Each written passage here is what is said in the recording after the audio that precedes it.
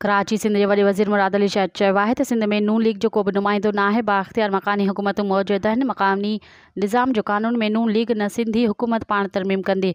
मकानी हुकूमतुनि जे निज़ाम में वधीक बहितरी लाइ असां तयारु आहियूं। सिंध जे वॾे वज़ीर मुराद अली शाह तरफ़ां मीडिया सां ॻाल्हाइण दौरान PP जे नामज़द सेनेट मेंबर जो ऐलान कयो वियो। असलम अबड़ो ऐं जाम सैफुल अदारे जो सेनेट लाइ नामज़द वकार मेहंदी ऐं आजिज़ हमरा कवरिंग उम्मीदवार हूंदा। मुराद अली शाह तरफ़ां ॿिन्ही नामज़द सेनेटर्स खे मुबारकूं। वॾे वज़ीर चयो त MQM जी लीडरशिप इस्लामाबाद में आहे। सिंध में बाख्तियार बल्दियाती हुकूमत मौजूदु आहे। उनखे अञा वधीक मुयसर बनाइण लाइ तरमीमूं कयूं आहिनि।